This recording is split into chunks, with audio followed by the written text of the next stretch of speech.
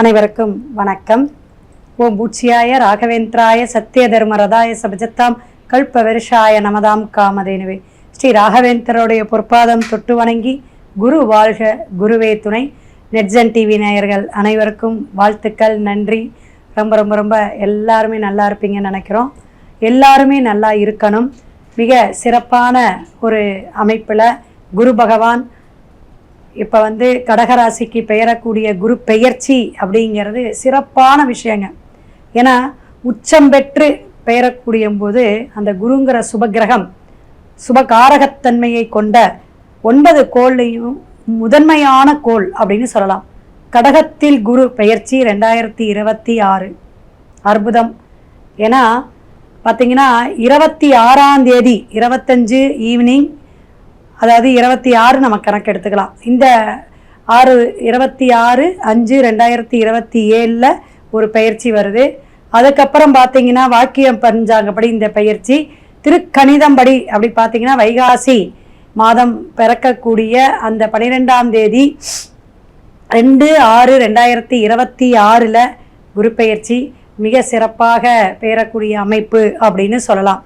ஏன்னா இந்த 26ஆம் தேதி வாக்கிய பஞ்சாங்கப்படி பகல் 12 மணிக்கெல்லாம் பெயரக்கூடிய அமைப்பு புனர்பூஷம் 3ஆம் பாதத்துக்கு வருது. அப்படிங்கும் பொழுது அந்த காலகட்டத்தில் இருந்தே உங்களுக்கு பல விஷயங்கள் மாற்றங்கள், பல விஷயங்கள் புதுமையான விஷயங்கள், சுபகாரியங்கள் எல்லாமே ஆரம்பிச்சிரும் அப்படிங்கிறத தெரிஞ்சுக்கணும். இதில் பார்த்தீங்கன்னா நடுவில் வக்ரம் பெற்று அக்டோபர் மாதம் பார்த்தீங்கன்னா வக்ரம் பெற்று சிம்மத்துக்கு ஒரு சில மாதங்கள் இருந்துட்டு அதுக்கப்புறம் ரிவர்ஸில் கடகத்துக்கு வரார். இது ஒரு அமைப்பு உண்டுங்க. அப்போ அக்டோபர் கடைசியில் 31ஆம் தேதி பெயரக்கூடிய அந்த சிம்மத்துக்கு பெயரக்கூடிய அமைப்புலையும் ஒவ்வொரு ராசிக்காரர்களுக்கும் என்ன அப்படின்னு பார்த்தீங்கன்னா, இப்போ சிம்மத்தில் பெயரக்கூடிய விஷயத்துக்கு குரு வளையம் அப்படின்னு சொல்லுவோம். அப்போ இந்த மாதிரி விஷயம் கடகம் அப்படிங்கிறது சந்திரனுடைய அம்மா அப்படிங்கிற ஆதிக்கம், சூரியன் அப்படிங்கக்கூடிய ஆதிக்கத்தில் அதிபதியில் சிம்மம் இருக்குது. இது முதன்மையான பிளேஸ்ன்னு சொல்லலாம்.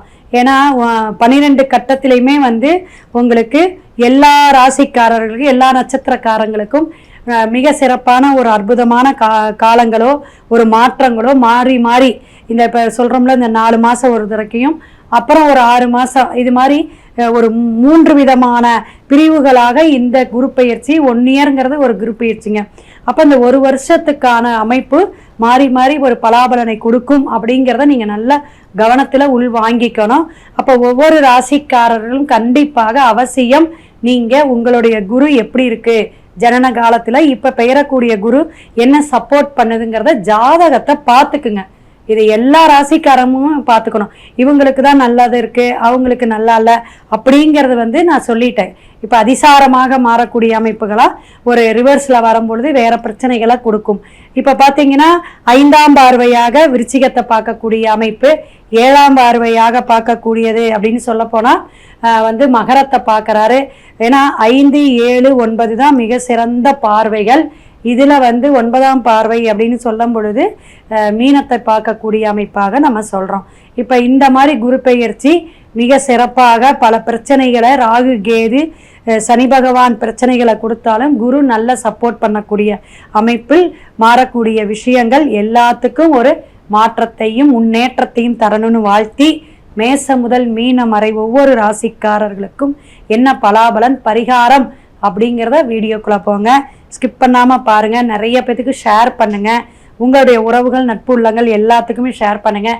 இப்போ மலேசியா, ஹைதராபாடு, USA, UK எல்லாத்துலேயும் நமக்கு கால்ஸ் வருது. எல்லாருக்குமே நம்ம நல்ல பலனை கொடுக்கணும். ஆன்மீக சிந்தனையோடு எல்லாருமே நல்லா இருக்கணும். எல்லாத்துடைய கஷ்டமும் தீரதுக்கு நம்மளால் முடிஞ்ச வழியை நம்ம சொல்லிகிட்டு இருக்கோம். அதனால் கண்டிப்பாக எல்லாருக்கும் நல்வழி காட்டக்கூடிய அமைப்பில் இந்த ஒவ்வொரு ராசிக்காரர்களுக்கும் பலாபலன் சொல்லியிருக்கோம். மீனராசி நேயர்களே, மீனராசி எப்படி இருக்கீங்க? நல்லா இருக்கீங்கன்னு நினைக்கிறேன். ஏன்னா இனிமேல் நல்லா இருக்கும் அப்படிங்கிறத தைரியமாக இருங்க. 90% மீனராசிக்கு அற்புதமான அதிர்ஷ்டமான காலகட்டங்கள் அப்படிங்கிறது கடகத்தில் 5ஆம் இடத்தில் குரு பகவான் உச்சம் பெற்று அமரக்கூடிய அமைப்பு சூப்பருங்க. பயப்பட வேண்டாம். புத்திரஸ்தானம், புத்திர பாக்கியம்னு சொல்லக்கூடிய இடமே உங்களுக்கு கடகம்தான். அதனால் அந்த சந்திரன் இருக்கக்கூடிய இடத்துல குரு பகவான் உச்சம் பெற்று அமருது. உங்களுடைய பூர்வீக சொத்துனால பிரச்சனைகள் இருந்தால் சரியாகும். பூர்வ புண்ணியம் கிடைக்கும். அதே போல குலதெய்வத்துடைய அனுகிரகம் கிடைக்கக்கூடிய அமைப்பு மீனராசிக்கு அருமையாக இருக்குதுங்க. 5ஆம் பார்வையாக 9ஆம் இடத்தை, ஏன்னா உங்களுடைய ஜென்மமே எதுங்க? குரு தான், அதிபதியே குரு தான். அந்த குரு பகவான் 5ஆம் பார்வையாக 9ஆம் இடத்தை பார்க்கக்கூடிய அமைப்பு, 7ஆம் பார்வையாக 11ஆம் இடத்தை மகரத்தை பார்க்கக்கூடிய அமைப்பு, 9ஆம் பார்வையாக ஜென்மத்தையே பார்க்கக்கூடிய அமைப்பு. இதெல்லாம் சொல்கிறேன் உங்களுக்கு ஏன் புரியுதுன்னு இப்போ தான் புரியும். ஏன்னா அந்த பூர்வீகம் அப்படிங்கக்கூடிய இடத்துல குரு உட்காரும் பொழுது உங்களுக்கு பல விஷயங்கள் மாற்றத்தை கொடுக்கும். சொத்து தகராறோ அல்லது சொத்துனால பிரச்சனையோ, ஒரு வீட்டை வித்துட்டு இன்னொரு வீடு வாங்கக்கூடிய அமைப்பு, வீட்டு கடன் அடையக்கூடிய அமைப்பு, எல்லாமே பணப்பிரச்சனைகளே தீருங்க அப்படிங்கிறத, பணம் கொட்டும் அப்படிங்கிறத மீனராசிக்காரங்க ரொம்ப மன உளைச்சலாக இருந்து, கஷ்டத்தில் இருந்து, கடனில் இருந்தேன், அலைச்சலாக இருந்துச்சு, பல விஷயங்கள் நான் போராடிக்கிட்டே இருந்தேன் மேடம், கிட்டத்தட்ட பார்த்தீங்கன்னா ஒரு 1.5-2 வருஷமாக சரியில்லை அப்படின்னு சொன்னவங்களுக்கெல்லாம் படிப்படியான உயர்வு உண்டு. பயப்பட வேண்டாம், மன தைரியமாக இருங்க, மன சஞ்சலமாக இருக்காதீங்க, தன்னம்பிக்கையாக இருங்க, பாசிட்டிவ் எனர்ஜியோடு இருங்க. பூஸ்டப்பாக உங்களுக்கு யார் வரா அப்படின்னு பார்த்தீங்கன்னா குரு பகவான் வரார் அப்படிங்கிறத நீங்கள் கண்டிப்பாக நம்பணும். நம்பிக்கையோடு நீங்கள் செய்யக்கூடிய அமைப்பு, உங்கள் ஜென்மத்தையே பார்க்கக்கூடிய அமைப்பு சூப்பர் அப்படிங்கிறத தெரிஞ்சுக்குவாங்க. அப்போ உங்களுக்கு நிறைய விஷயங்கள் மாற்றத்தை கொடுக்கும். உங்களுடைய குழந்தைகள் எல்லாமே ஒரு அந்தஸ்துக்கு வருவாங்க. விளையாட்டுத்துறை, கலைத்துறையெல்லாம் பேரும் புகழும் வாங்கக்கூடிய காலகட்டமாக இருக்கும். வெளிநாடு வெளியூர் போகக்கூடிய அமைப்பு உண்டு. தொழிலில் மாற்றம் உண்டு. தொழிலே இல்லாதவங்களுக்கு தொழில் அமையக்கூடிய அமைப்பு உண்டு. அதிகமான சம்பள உயர்வு உண்டு.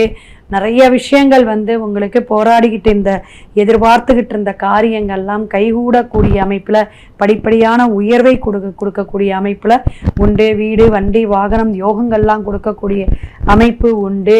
உலகளாவிய ஒரு அமைப்பில் பல பிரச்சனைகளை சந்திச்சுட்டு இருக்கிறவங்க எல்லாத்துக்குமே அரசியல் சார்ந்த துறையில் இருக்கிறவங்களுக்கு ஒரு அந்தஸ்து கிடைக்கும், புகழாரம் கிடைக்கும், நல்ல விஷயங்கள்லாம் செய்ய போகிறீங்க. நல்லவங்கள்லாம் உங்களுக்கு நட்பாக, புதிய நட்புக்கள்லாம் உங்களுக்கு கை கொடுக்கக்கூடிய காலகட்டமாக இருக்குது. எந்த ஒரு விஷயத்தையுமே நீங்கள் இனிமேல் பயப்படாமல் துணிச்சலாக நீங்கள் செய்யுங்க, துணிவோடு செய்யுங்க. ஒரு விஷயத்தை எடுக்கிறதுக்கு யோசிச்சு பயந்து இருந்தீங்க, விரய செலவாக இருந்தாலும் இனிமேல் வெட்டி விரய செலவெல்லாம் நடக்காது. அது சுபகாரியமாக இருக்கும், ஒரு சுப செலவாக இருக்கும். ஒரு குழந்தை பேருக்காக இருக்கலாம், அல்லது கல்யாணத்துக்காக இருக்கலாம். எந்த ஒரு விஷயமும் உங்களுக்கு நல்ல ஒரு வெளிச்சத்துக்கு வரக்கூடிய அமைப்பாக இருக்கும். ஒரு பிரகாசமான வாழ்க்கையை அமையக்கூடிய அமைப்பாக இருக்கும். லவ் மேரேஜ் பண்ணக்கூடியவங்களாம் கண்டிப்பாக இந்த காலகட்டத்தில் பண்ணிடுங்க. லவ் கூட அமையக்கூடிய அமைப்பு கூட உண்டு. பாசம், நேசம் அப்படிங்கக்கூடிய அமைப்பில் நட்பு வட்டாரங்கள் பழகக்கூடிய, கை கோக்கக்கூடிய விஷயங்கள்லாம் நடக்கும். புதிய காரியங்கள்லாம் தொடங்கக்கூடிய விஷயமா இருக்கும். அதெல்லாம் நீங்கள் தொடர்ந்து செய்யலாம்.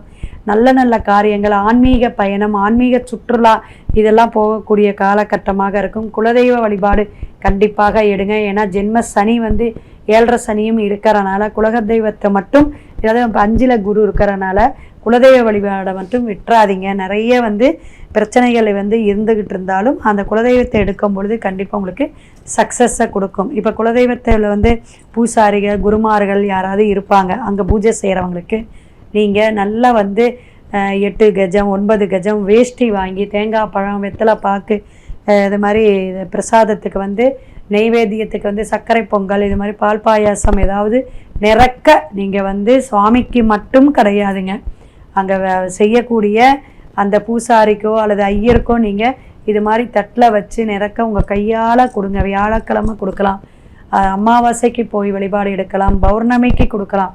அப்படியே நீங்கள் இந்த ஆண்டு இந்த மாதிரி பரிகாரமெல்லாம் செய்யும்போது உங்களுக்கு சிறப்பான அம்சத்தை கொடுக்கும்.